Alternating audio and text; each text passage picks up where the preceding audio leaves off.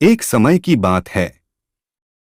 एक किसान था जिसके पास एक घोड़ा था। वह अपने इस घोड़े से बहुत प्यार करता था।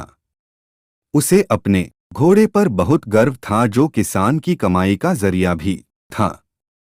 अपनी इस कमाई से किसान अपने परिवार का पेट भरता था। लेकिन एक दिन वह घोड़ा भाग गया। उसके भागने के बाद समाज के लोग और उस किसान के पड़ोसी उसके पास आकर उससे कहने लगे, हे भगवान, तुम्हारा घोड़ा जिस पर तुम्हें बहुत घमंड था वह तो भाग गया। उसको सांत्वना देने लगे कि उसके साथ बहुत बुरा हुआ। लेकिन किसान ने उसका जवाब बहुत ही सहजता से देते हुए कहा, हाँ, बहुत बुरा हुआ। फिर अगले दिन घोड़ा वापस आ गया। लेकिन सिर्फ घोड़ा वापस नहीं आया बल्कि वह अपने साथ 3 जंगली घोड़े भी लाया। फिर उसके पड़ोसी उसके पास दौड़ते हुए आए और उस किसान से कहने लगे, आपका घोड़ा आ गया और अपने साथ 3 और घोड़े भी लाया है। यह तो बहुत अच्छी बात है। आपकी किस्मत तो बहुत अच्छी है। किसान बहुत खुश हुआ, उनकी तरफ देखा, फिर उसका जवाब बहुत ही साधारण रूप से दिया और कहा, हाँ, शायद कुछ दिनों बाद किसान का बेटा उसी जंगली घोड़े में से किसी एक को काम के लिए उपयोगी बनाने की कोशिश कर रहा था। लेकिन इसी कोशिश के दौरान घोड़े ने उसे जमीन पर पटक दिया और उसका पैर बुरी तरह से टूट गया। उसके पड़ोसी उससे कहने लगे, उस पागल घोड़े ने देखो तुम्हारे बेटे के साथ क्या किया, उसका पैर तोड़ दिया। यह तो बहुत बुरा हुआ। किसान दुखी हुआ और फिर से उसी तरह जवाब दिया और कहा, हाँ, शायद मेरे बेटे के साथ गलत हुआ। अगले दिन सेना के कुछ जवान उस किसान के घर आते हैं, जो जंग छिड़ने के कारण नए जवानों की भर्ती कर रहे होते हैं। उसमें से एक जवान ने किसान के बेटे को देखा और बोला, इसका तो पैर टूटा हुआ है, हम इसे सेना में भर्ती नहीं कर सकते। और वे जवान गांव के सभी लड़कों को लेकर अपने साथ चले गए।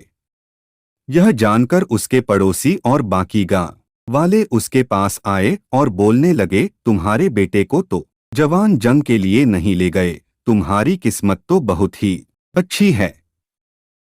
इस आखिरी बार भी किसान ने फिर से बड़ी सहजता से कहा, हाँ, शायद। कहानी की प्रेरक बातें।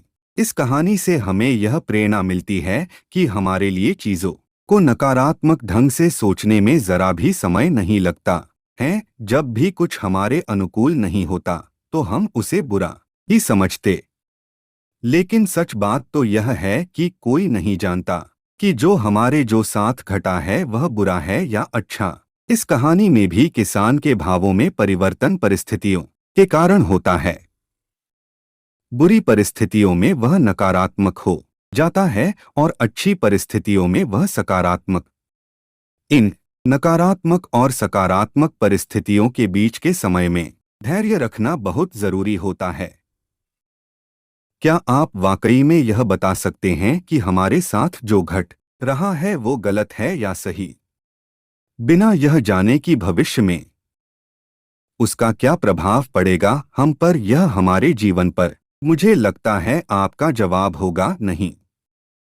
हमारे समाज में, हमारे देश में ऐसे बहुत से महान लोग हैं जो अपने जीवन में असफल हुए, हारे, अनेक बड़ी बड़ी बीमारियों से लड़े, किंतु उन्होंने कभी भी अपना धैर्य नहीं खोया और न ही हार माने। यही आगे चलकर बड़े प्रसिद्ध हुए, सफलता के मुकाम पर पहुंचे और महान बने।